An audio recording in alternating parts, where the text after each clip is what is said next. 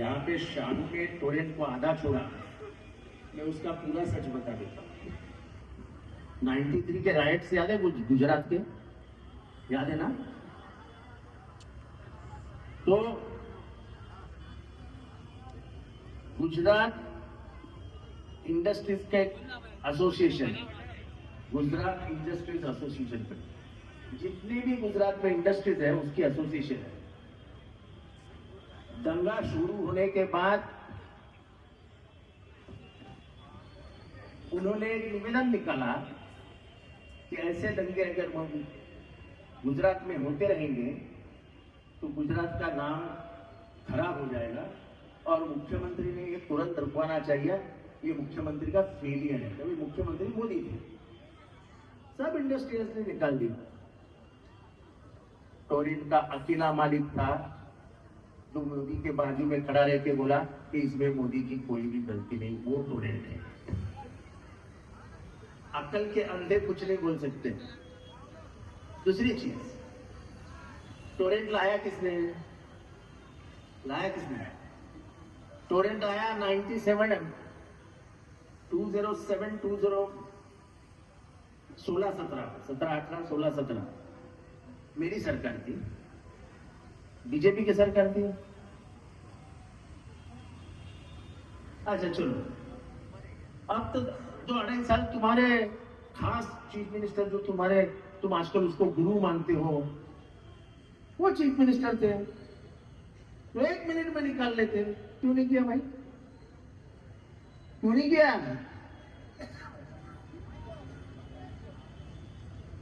ऐसा है, मैं कुछ बातें बोलूं तो बहुत बुरी लगेगी, इसलिए मैं उनका नाम भी नहीं लेता हूं मेरी जबान से। मेरे को लाया, अरे तेरे को जीने का कैसे ये मैंने सिखाया भाई। 2002 को उंगली पकड़ के राजनीति में नहीं लाता, 2002 में इलेक्शन के टाइम मार खाने से न बचाता तो तुम जिंदगी में कॉर्पोरेटर भी नहीं बनता भाई।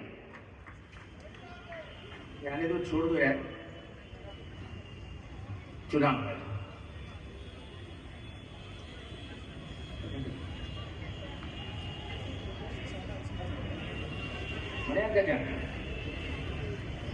ये जीता जागता सबूत है, जीता जागता सबूत नफरत का। मैं जब पुलिस स्टेशन पहुंचा तब इनके आरोपियों को जामीन दे दिया था। मैं तो इनको जानता भी नहीं था। रफीक कामदार ने मेरे को बताया कि तुम पहुंचो तो बराबर हो जाएगा। मैं इंस्पेक्टर के पास पहुंचा और उनको पूछा इनका जामीन कैसा हो। जब मेरे तेवर देखे तो इंस्पेक्टर जरा हड़बड़ा गई, औरत थी बेचारी, उसके ऊपर बहुत प्रेशर था। दूसरे दिन उसने कोर्ट में अर्जी डाली कि इनका जामीन कैंसिल करो, हम कलम बढ़ा रहे हैं।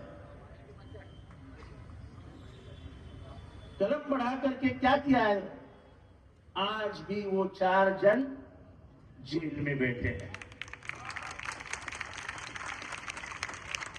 मैंने, ये आदमी मुसलमान है इसलिए नहीं किया, इसमें मेरा बाप दिखा मुझे कि मेरे बाप को कोई ऐसा मारता तो मैं क्या करता। नफरत किस हद तक गई है, किस हद तक। ये अकेला बैठा है और पीट रहा है इसको नौजवान। इंसानियत खत्म हो गई कि कोई इसमें पढ़ने को तैयार। ये पूरी आग की ये अभी भी यहां सूजन है, पूरी लाल हो गई। फिर क्रेडिट लेने के लिए सब पहुंच गए। हॉस्पिटल में दाखिल हुआ तो क्रेडिट लेने के लिए सब पहुंच के हुए। तो इनके बेटे का मुझे फोन आया और बेटे ने कहा कि अब्बा पूछ रहे हैं कि वो आदमी जो शायद लड़ाई लड़ रहा था वो किधर है। मैंने बोला यार मेरे को क्रेडिट लेने की आदत नहीं है, जल्दी अब्बा ठीक हो जाएंगे फिर आके मिलते जाऊंगा। इधर अवार्ड का जो इधर गेट पे। तो रफीक भाई बोले कि नहीं जाना चाहिए, देख के आएंगे। चलो जहाँ भाषा हो रही मैं देखने को गया, अरे सामने जो कहा था, अब्बा के आंखों में जो प्यार था, प्यार, अरे अपने गली में आओ ना। कि मैं कैसे हाँ? इसको गले से लगाऊं। आप ये देखिए वीडियो, वो मैं ऐसा झुकता हूं तो मेरे सर से ऐसा हाथ घुमा रहे हैं। ये है एकता, इसको बोलते हैं भारत।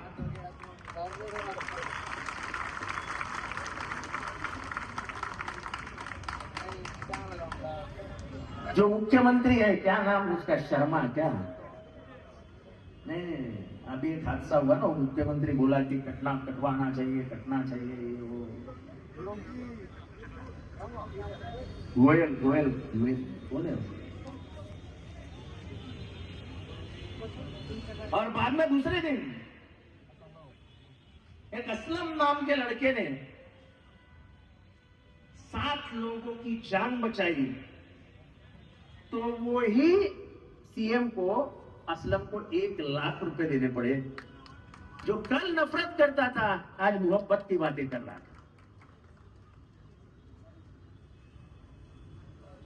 ये नफरत हम सिर्फ मोहब्बत से मार सकते हैं, इसलिए मोहब्बत की दुकान खोलो, नफरत की नहीं।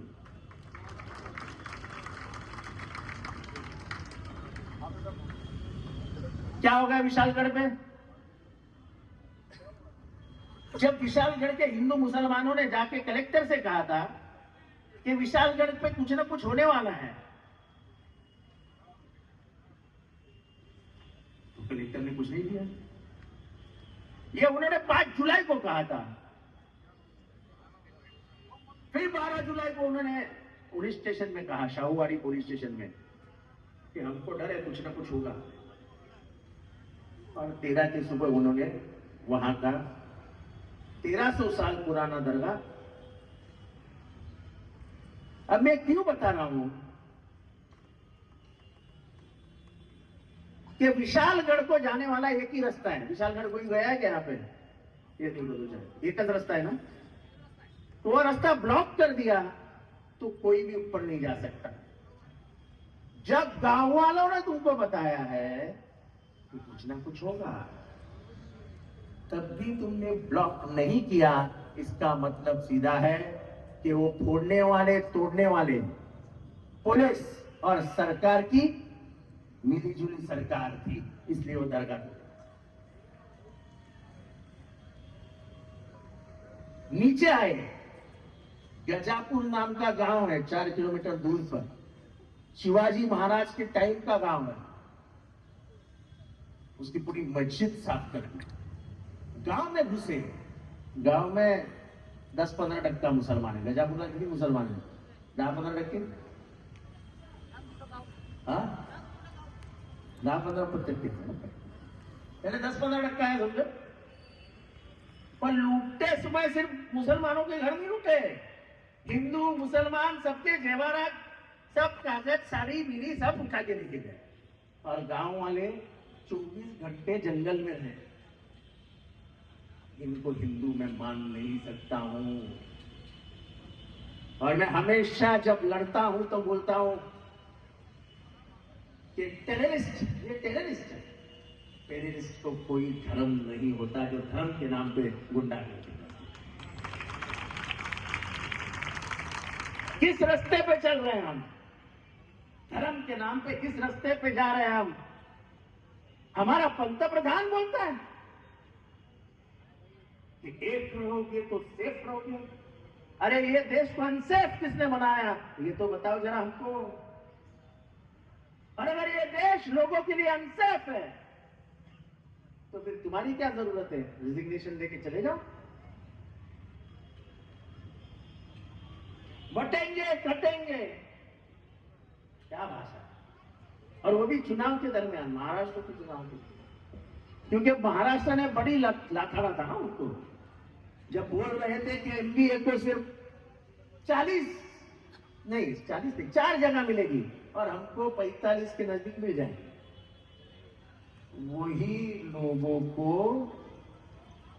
महाराष्ट्र में 31 जगह पे हारना पड़ा, 31 जगह पे, और लोगों ने हमको जिताया। और ये लव जिहाद बिहाद बोलते ना, ये पूरे महाराष्ट्र को पागल करने का काम है, पागल। हमने गढ़चिरौली जीती, मुसलमान कितना है? 5%। हमने चंद्रपुर जीती, मुसलमान कितना है? 7-8%। हमने रामटेक जीती, मुसलमान कितना है? 7-8%। हमने नासिक जीती, मुसलमान 7%। हमने दिंडोरी जीती, मुसलमान 3%। काहे का पे लव जिहाद? लव जिहाद कहाँ है? यहाँ के महाराष्ट्र के अमन पसंद लोगों ने महाराष्ट्र धर्म जिसको कहते हैं वो धर्म पाला और तुमको हरा दिया।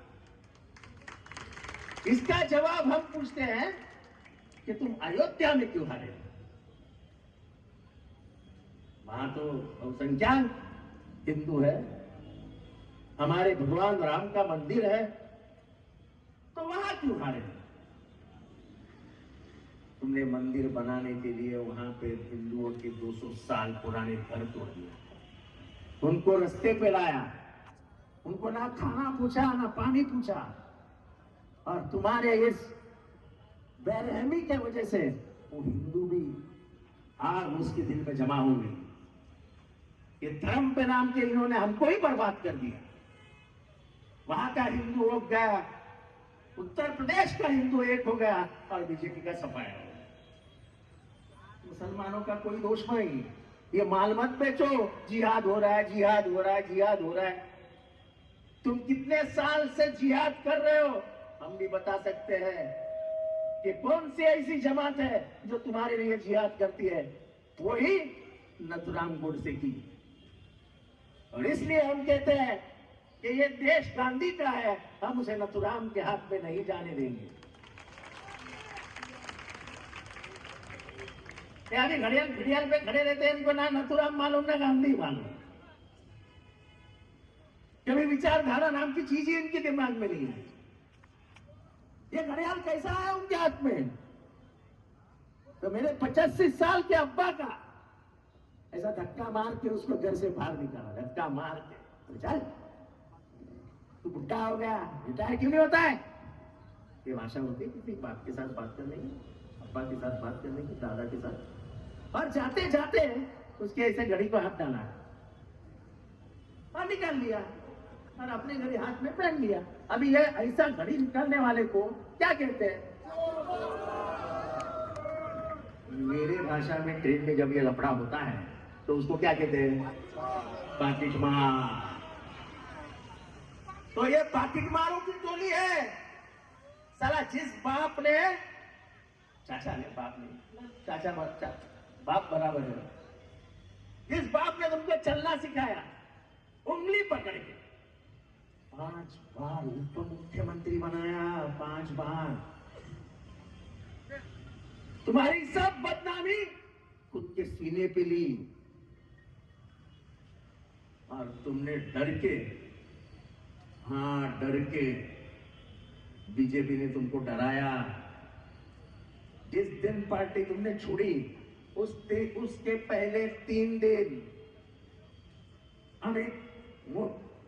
नरेंद्र मोदी ने इंदौर में एक सभा की थी और उस सभा में उसने कहा था कि जिन्होंने 70,000 करोड़ रुपए का घोटाला किया है उनको हमको अंदर लेना पड़ेगा।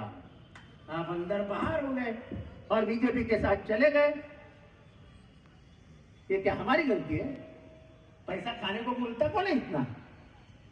कौन बोलता है इतना पैसा खाओ? इसलिए ये जो हो रहा है, इस महाराष्ट्र में जो माहौल खराब हो रहा है, नबी के बारे में बोलते, नबी के बारे में, नबी को बोलने वाले को आप माफ कर दोगे? मुझे एक साथ आवाज चाहिए। पकड़ा गया उसको पकड़ा गया।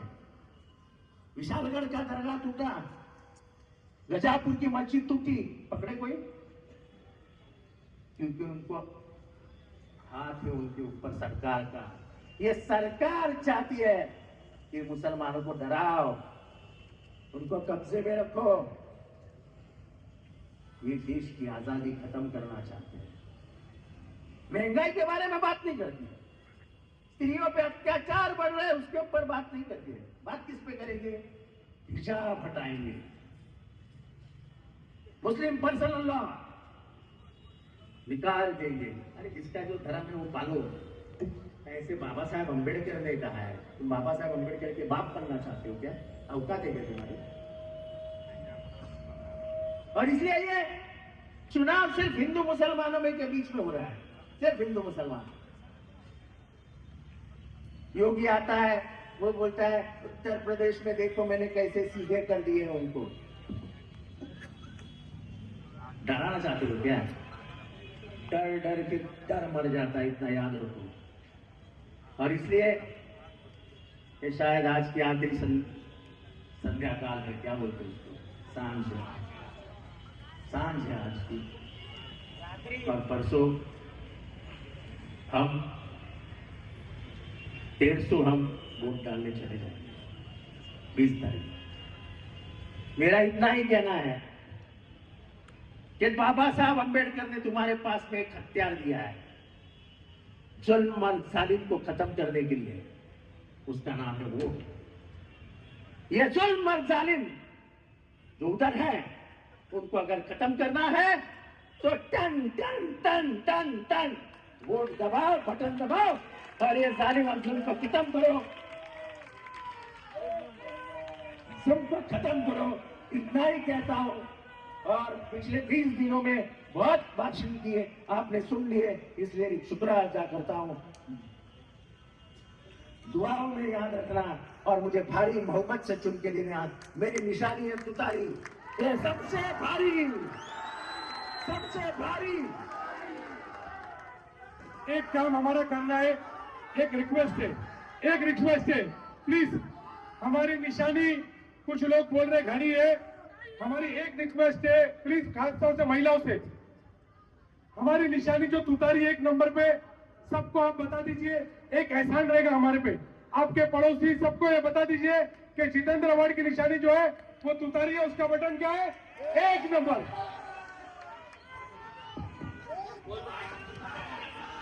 सभी मेहमानों का हम शुक्रिया अदा करते हैं।